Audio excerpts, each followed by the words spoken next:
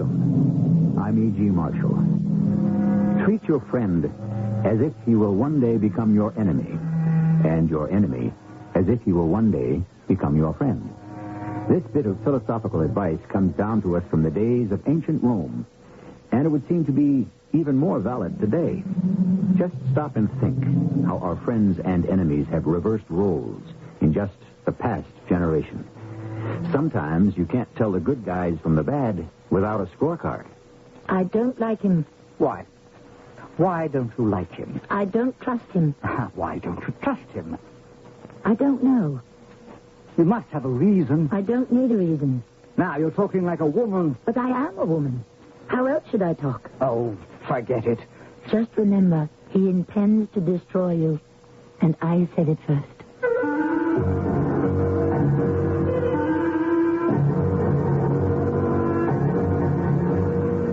Our mystery drama, Did I Say Murder, was written especially for the Mystery Theater by Sam Dan and stars Tammy Grimes. I'll be back shortly with Act One. Is the head that wears a crown. Of course, it was even truer some 700 or 800 years ago when there were far more kings than we have today. And a king's basic security did lie in the strength of his sword and the swords of his friends.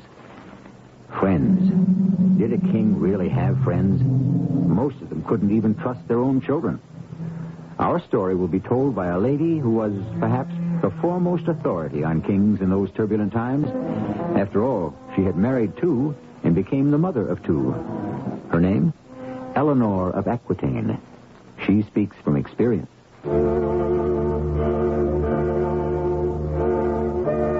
They say I was the most beautiful and the most brilliant woman of my time. Also the most immoral, fickle, and ruthless. I cannot say these accusations are completely without substance. But had I been a man, who would have noticed? When I was 30 years old, I made a tragic mistake. I did what no woman should ever do, because in the end, it will always destroy her. I fell in love. But what could I do? He swept me off my feet. He was hardly more than a boy, and I was a married woman and a mother, and my husband was the King of France. This way, milady. Where? Follow me, milady.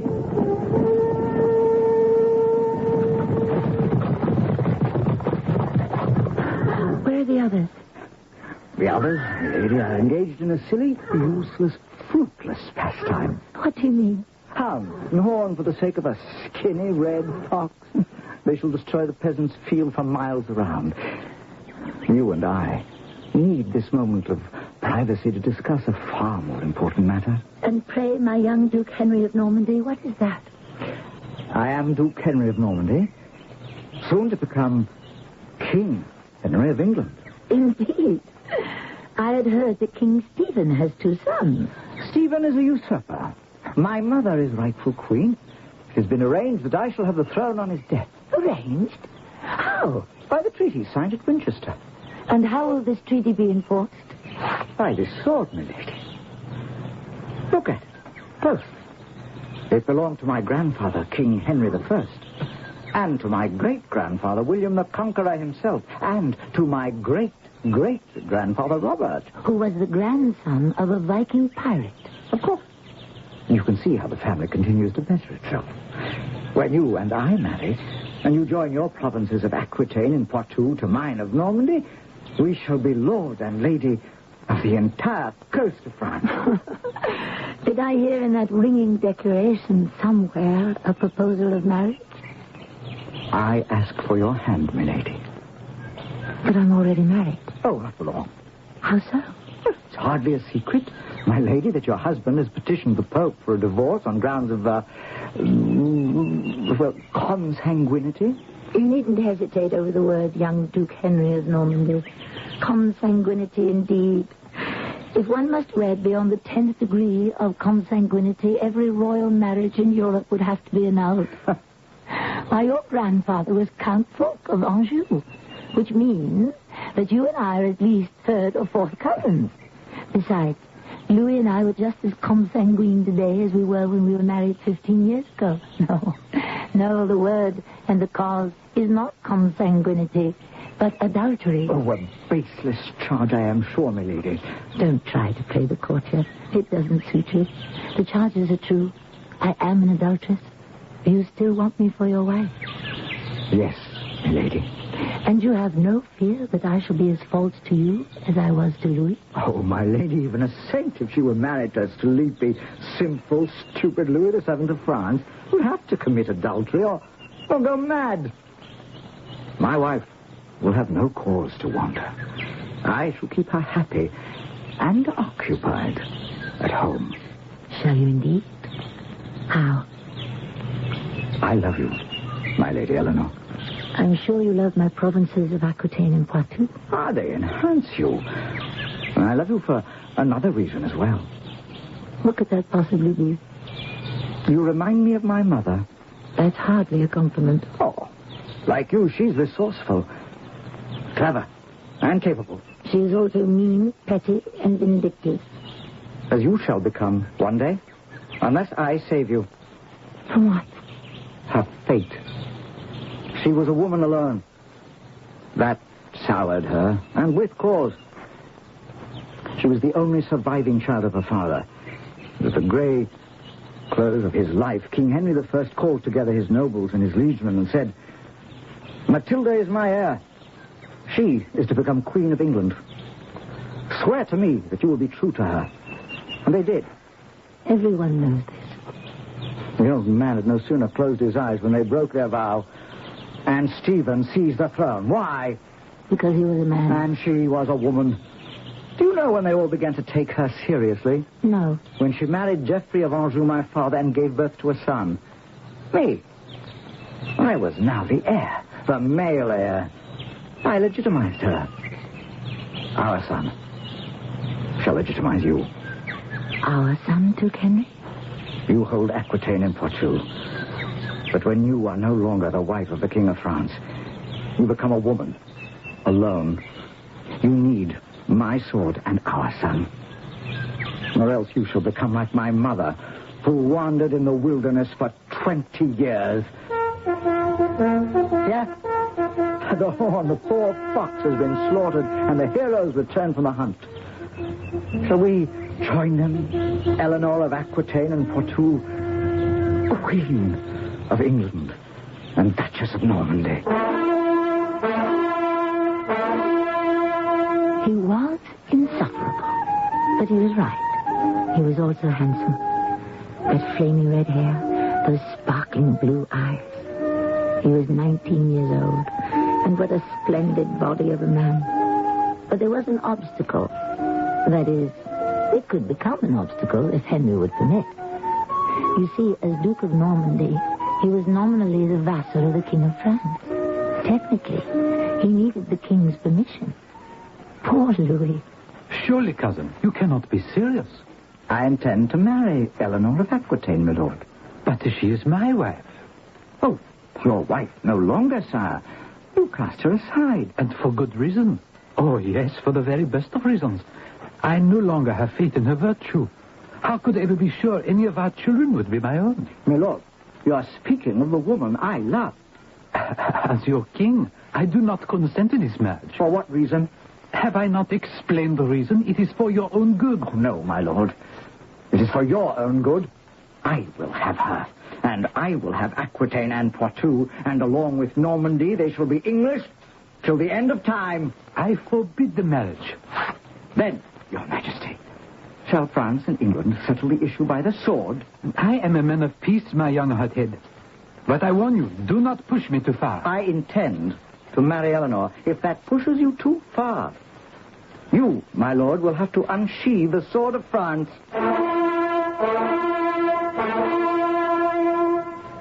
Poor Louis. He didn't know what to make of it. Had he struck quickly and decisively before Henry became King of England, this story might never have been told. But as usual, he delayed and debated, and meanwhile Henry and I were married. Then he delayed and debated some more until King Stephen of England died. Then it was too late. Henry and I were crowned king and queen in Westminster Abbey.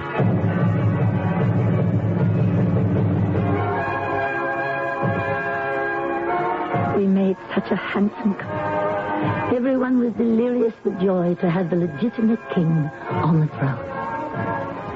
Listen. Yes, my lord. The Frankish men, they had a queen. Eleanor. Never was such a beauty seen. Eleanor. Her raven hair, her flashing eyes. Heaven sent from paradise. Eleanor. How do you know that poem? When you accompanied Louis on a pilgrimage to the Holy Grail, this poem was written by a captured Saracen minstrel. And who told you about it? I have made it my business to find out everything about you, milady. Have you? Why? I told you. I love you. My mother objected to this match. Of course. How could she give you up to another woman? What an odd thing to say. We've made an enemy for life. I know. King Louis. My mother wanted to avoid that. For 20 years, she needed Louis's help to fight Stephen. She still sees Louis as her ally. But he is England's enemy. Yes. Well, at any rate, I refused to marry Helga. My mother asked why. Because I don't love her. I answered, love, she exclaimed. Royalty does not marry for love. Royalty marries for power, for money. I know. That's why my father married me off to Louis. And I said to my mother, the woman I marry must bring to me all those things. But in addition, I must also love her. And you love me, Henry? Oh, yes, Eleanor. Eleanor, my queen, my lady, my wife. We shall love each other as long as we live. I didn't expect him to love me as long as that. It's not in a man's nature. Not in a king's nature, at any rate. There would be other women. And I would grow older. But in the here and the now, which is really all any of us have, he loved me. The years passed. We had children, especially boys. Henry, Richard, John. My lord was happy, contented, and in love. I waited for the signs. There were a few minor liaisons here and there, but nothing serious. And then one day... My love, may I present Thomas of Becket, Deacon of Canterbury? My lady? Sir.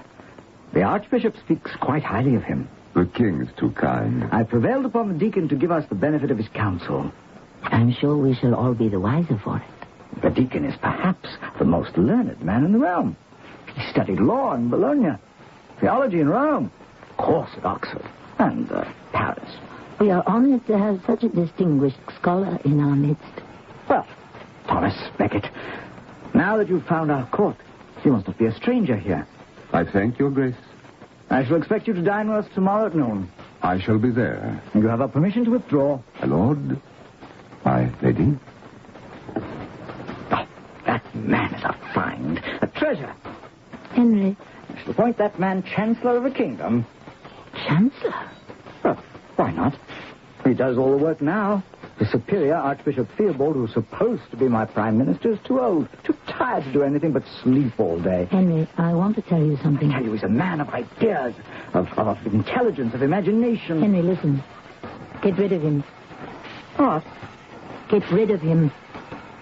I don't understand. There's nothing to understand. Just dismiss him. Why? I'm afraid of him. Afraid? And don't ask me why. I couldn't tell you. It's just that I feel a chill wind when he looks at me. Oh, nonsense. It may be nonsense, but it's true. You're being a woman. Why not? I am a woman. Henry, get rid of him before he destroys us.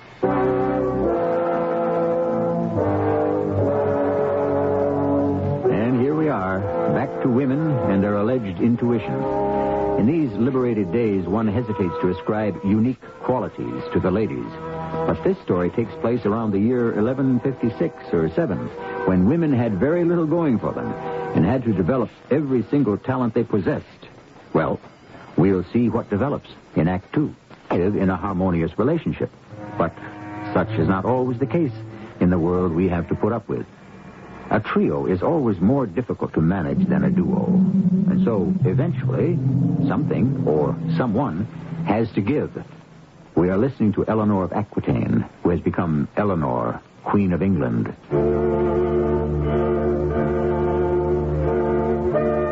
I think that was the day it began. That was the day I lost Henry. That was the day he fell out of love. Or perhaps he let love die. Or love was no longer a thing of importance. And I'm not even saying he was aware of what was happening. But that was the day. My dear, you must spare me for a few days. Thomas and I are making plans for the construction of a fleet. A fleet? Yeah, this may be the right time for an invasion of Ireland. Ireland? Do you seriously propose to subjugate the Irish? Sure. Now is the season for it. Why do we want Ireland? Because we don't conquer it, Louis will. Let him. Are you serious? We cannot tolerate the French in Ireland. Let the French spill their blood and waste their treasure. My dear, Beckett could convince you how important it is for England to control Ireland. Beckett here, Beckett there. Beckett all day long. Does he set England's policies now? Eleanor, you have taken a most unreasonable dislike to the wisest and most talented man in the kingdom. If you keep saying that, then the people will soon ask, why isn't Beckett king? Why do you dislike Beckett? I don't know. But there must be a reason. I don't trust him. Why? I don't know. Well, I must meet with my privy council. Which is headed by Beckett, of course. I shall see you this evening. I hope to find you in a better temper.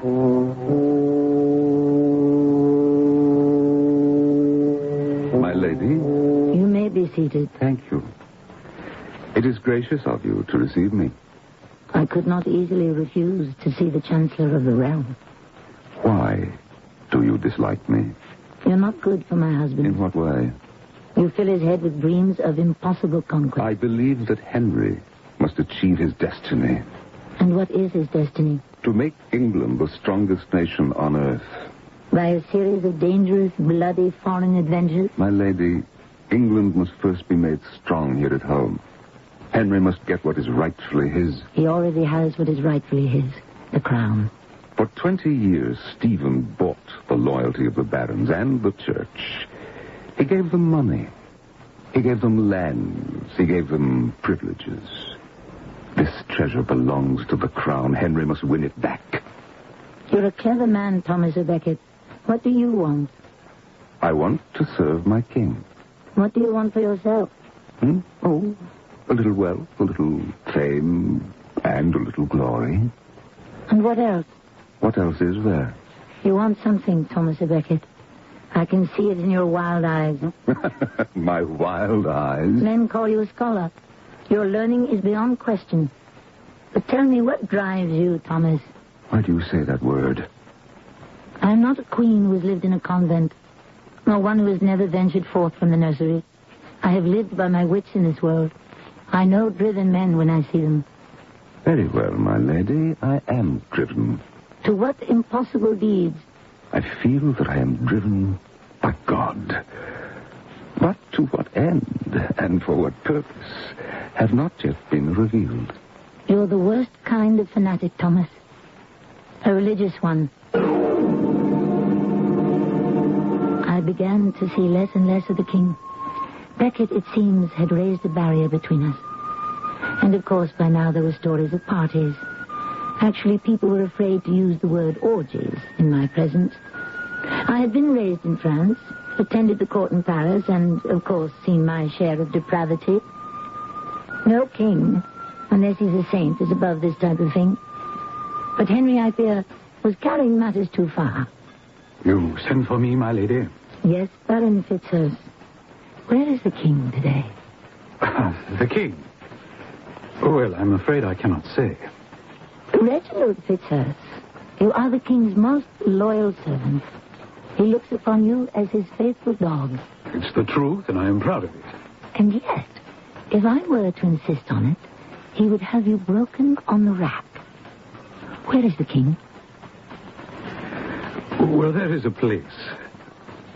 A certain house in London. Yes, Everybody knows about it, my lady. everybody, it seems, but me. Well, His Majesty and Beckett go there quite often. I see. Well, the ladies must be very special. Escort me there Your Majesty. at once.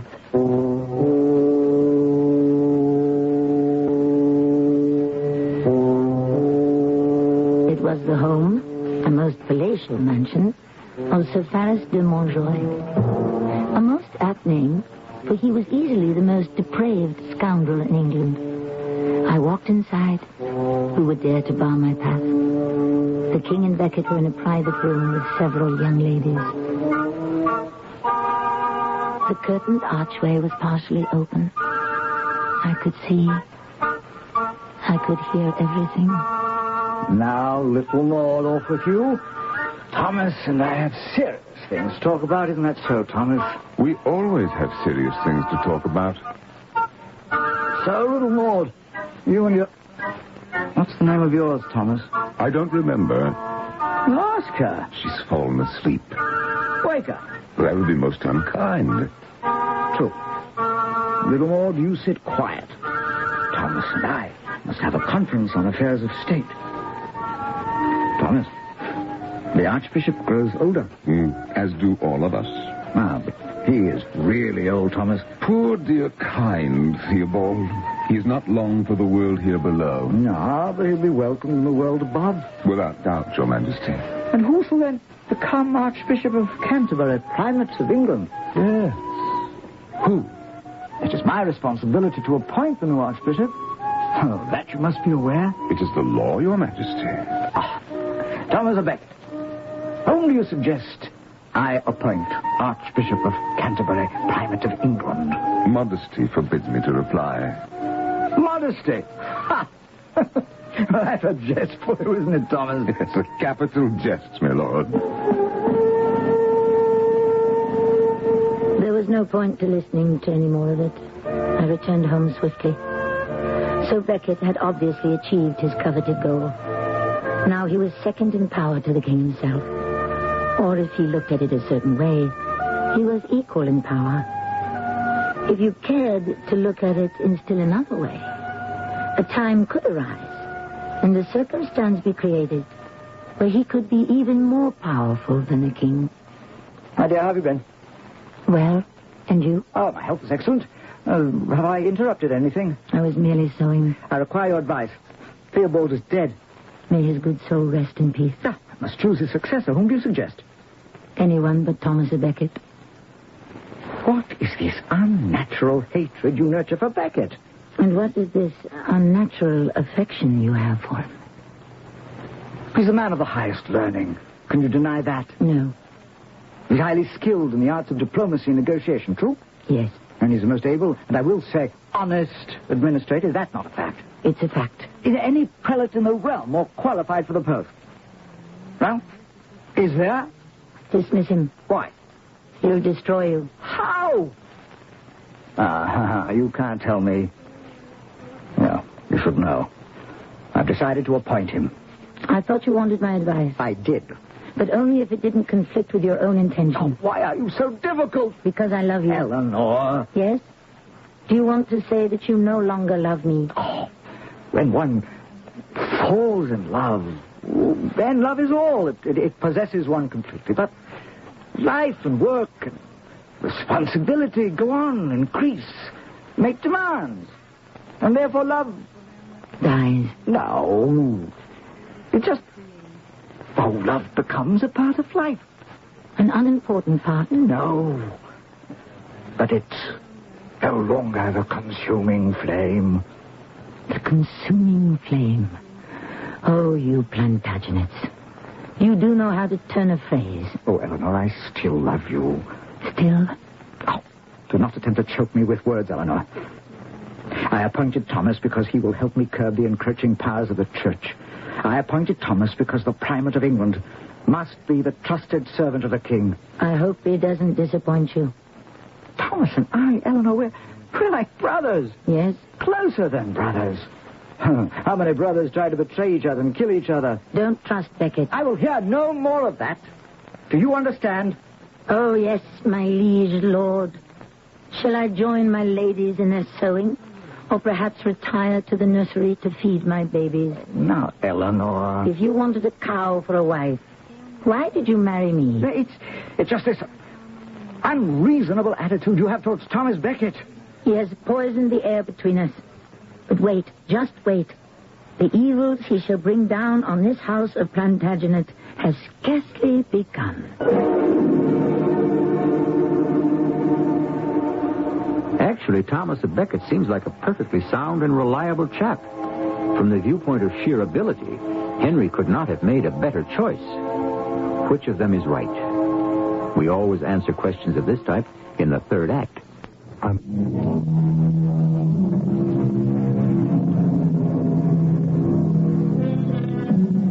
She was one of the great women of her time, but it was the wrong time. Quite simply, it was the wrong time to be a woman. A woman was nothing, nobody. A mere chattel who belonged to her husband, her father, her brother, or to any man who could claim kinship or responsibility. A smart woman could only make a man feel uncomfortable. Smart women, therefore, pretended to be stupid women. It made life less complicated. Unfortunately, Eleanor of Aquitaine was too smart for her own good. Ah, the newly created Archbishop of Canterbury. Good day to you, Your Excellency. Did not come to see me. I came to see you. And why should I come to see you? To talk of those matters that concern your soul. Come, Thomas of Becket. Yes, despite your robes of office, despite your august titles and powers, I know you as the ambition-ridden, driven little clerk. I forgive you, my lady. For what? The sin of slender. Ah. Talking of sin, do you and my husband still enjoy yourselves at the house of Faris de Montjoy? Not to mention other similar sundry places? Oh, I no longer concern myself with the false pleasures of the flesh, my lady. My destiny is to serve my God. Henry would say, and I would agree, that your destiny is to serve your king. But my beloved sister, I serve Henry best by serving God first. I think Henry would prefer the order reversed. I have come to give you my blessing. One good turn deserves another, Your Excellency. I shall give you my advice. You are familiar with the admonition, render unto Caesar the things that are Caesar's, and to God the things which are God's. Of course, my lady. When in doubt, the prudent archbishop will always side with Caesar. Oh, thank you for the advice, my lady. Somehow I sense you shall not follow it. I can only follow my conscience, my lady. That's what I'm afraid of.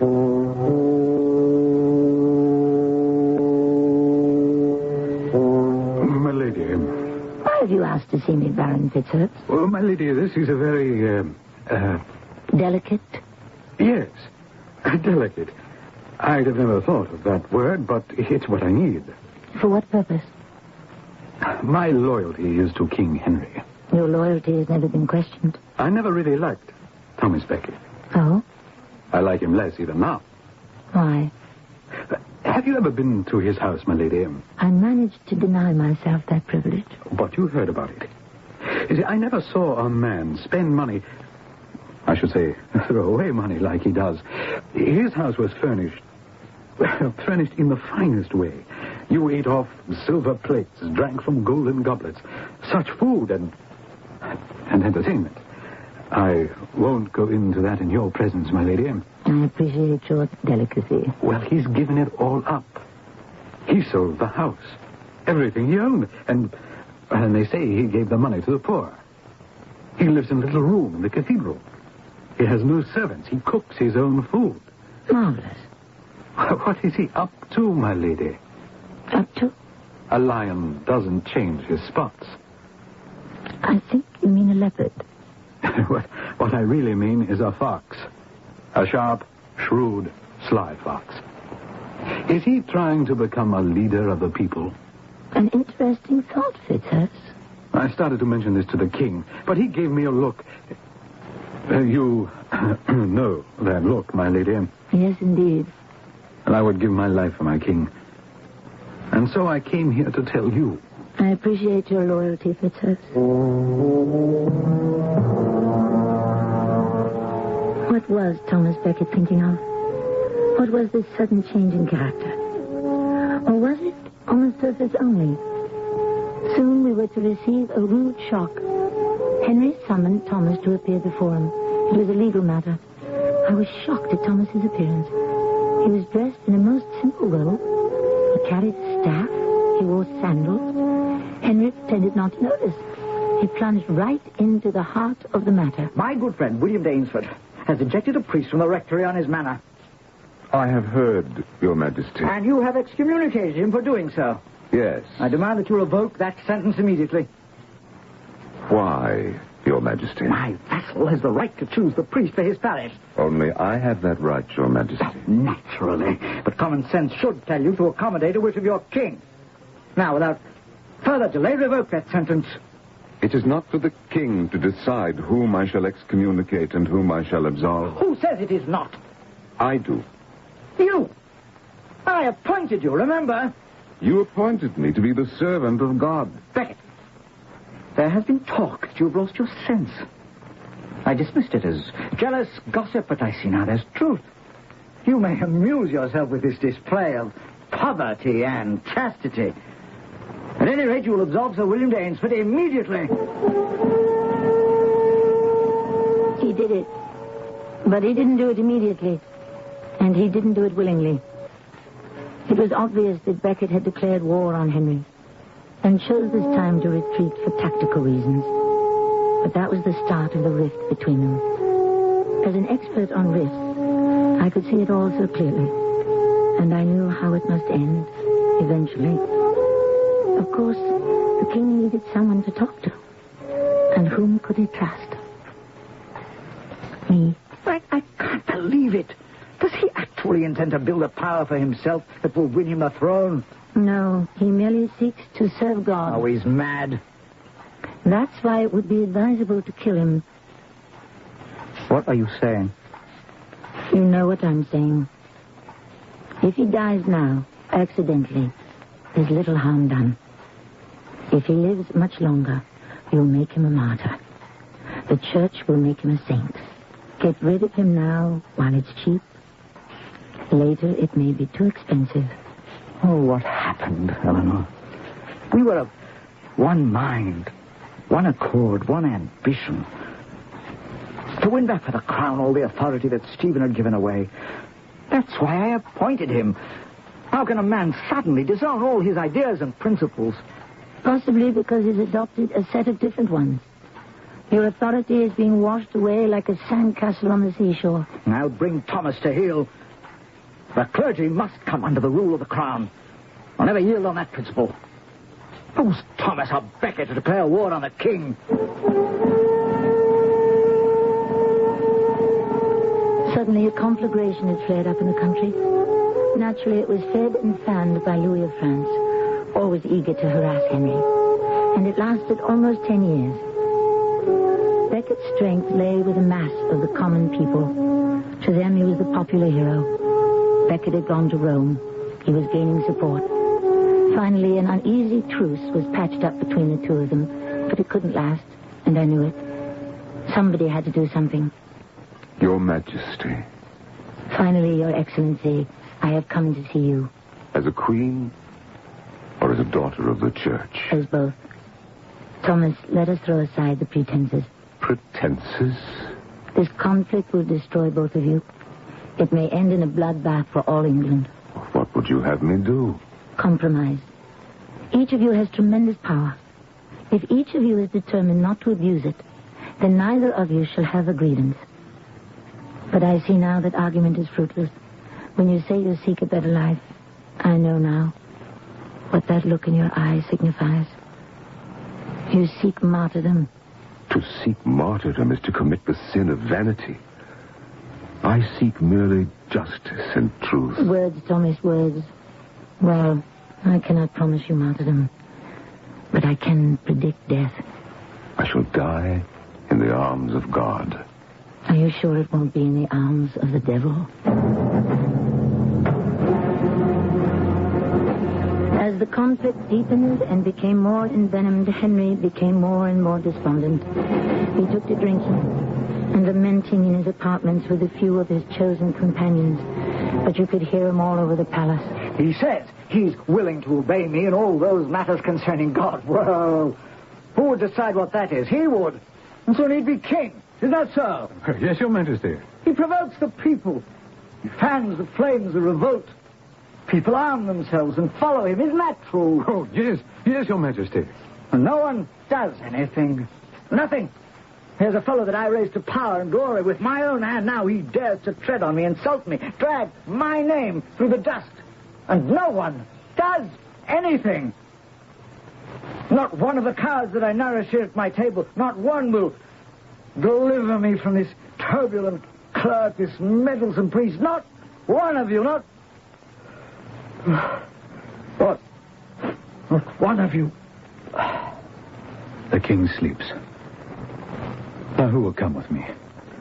Who will join Reginald Fitzurse? You, William Tracy? You, Hugh de Morville? You, Richard Le Breton?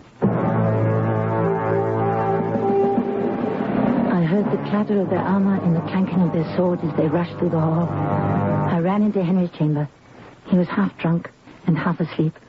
No one does anything. Henry, Fitzurse and Tracy and the others, they're leaving for Canterbury to kill Becket. No one does anything. They're going to do everything. Henry, is this what you want? You can still stop them. Is this what you want? No man loved a friend as much as I love Becket. You can still stop them. Do you want to? I want to sleep. Sleep. Henry, listen. I want to sleep. Forget false friendships and betrayal.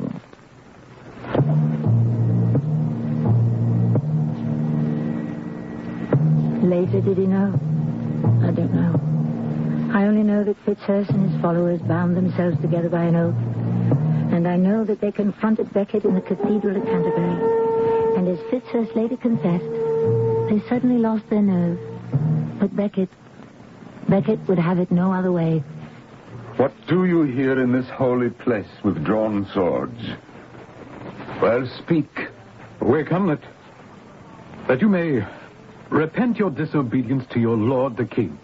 One may only show repentance to God. We demand that you acknowledge the king as your master. I freely acknowledge the king as my master.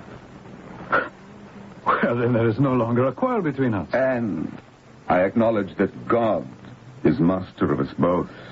And you will follow the king's orders. I will follow God's orders. Thomas Becket, I remember you when we would all drink together and spend our days and nights together in various places. Thomas, I was your friend because the king loved you. He loves you still. Don't force me to... Kneel, Reginald Fitzurse, kneel. And show yourself a loyal son of the Lord. Acknowledge, Thomas. Acknowledge the mastery of the king. I don't want your blood on my hands. Acknowledge your king. I will die first. Then die. Die now!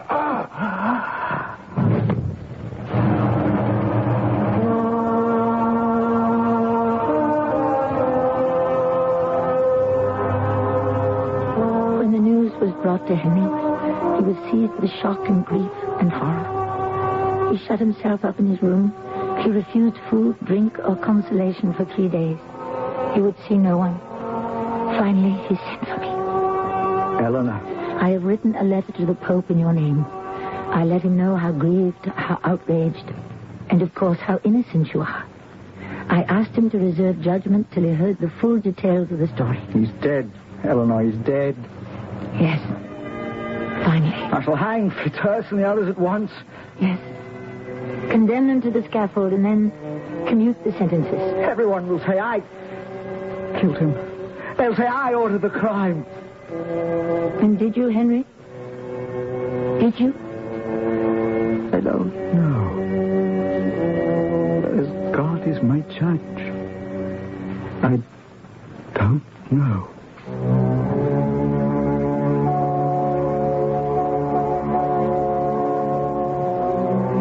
And there the matter must rest for eternity, or until such time as these things are made known to us. But it was one of the great mysteries of history, which is why it is grist for our mill. Our mill will keep grinding when I return shortly. Did you ever want to own your own business? It might be simpler than you think. We can take the mystery out of it. Here's the first clue. We're the largest instant printing chain in the world. Right, you got it. Postal Instant Press. PIP. Now, clue number 2. You can get into a franchise for a lot less than you think, and the balance of the purchase price after your down payment will be completely financed by PIP at below the prime interest rate upon credit approval. We can bring a lot of witnesses, too. Take the man and wife running their own business and doing well. The singles who are part of PIP's success story. The retirees. Or many more in the growing PIP family. All of these people are just part of the evidence. PIP trains you, backs you, helps you get started, keeps you going. If you really want to be your own boss, take a tip from PIP. Call toll-free 800. Pour on the snack. Morning seems to start out better. You seem to go much better when you start the day together. Maxwell House and you get that girl to the last drop here. With Maxwell House, only Maxwell House. A taste, a feeling like no other coffee. Always good to the last drop. Maxwell House. Adventure, romance, fantasy, the stars we know and love to see. We're taking the movies to America. The Movie Channel brings you America's best movies 24 hours a day. Whenever you turn on your TV set, you'll see an endless variety of great movies. Just call your local cable TV company and ask for the Movie Channel by name. The Movie Channel. All movies 24 hours a day. We're taking the movies.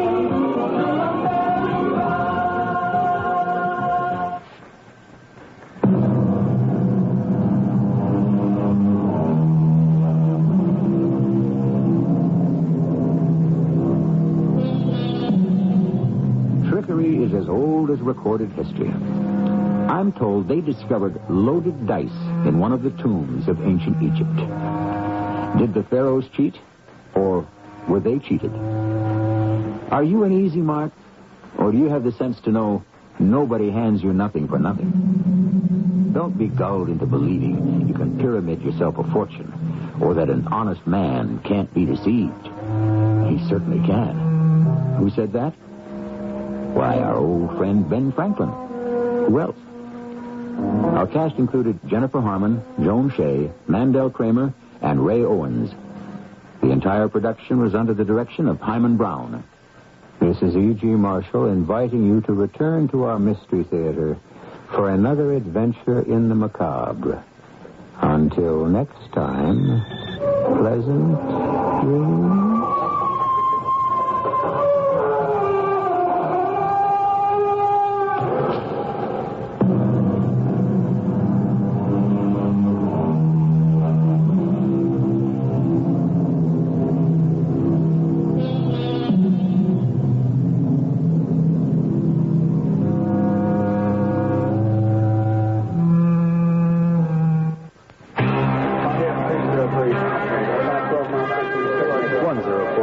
Turn downwind now, heading 170. Skip Calvert is an air traffic controller, but don't look for him the next time you're flying. Skip works for the Navy. 203, slightly above flight path, on course. Some of the best people in their fields are working for the Navy. They're Navy-trained men and women who joined to learn a highly technical skill and chose to turn their experience into Navy careers. It's a demanding job, very demanding, but it's important. Personally rewarding, and you can feel good about it. We wouldn't be the best Navy in the world without people like Skip Calvert. Navy career men and women who not only believe in being the best at what they do, but also believe it means more when it's done for their country. Call the ball. Navy know-how. It's working for America.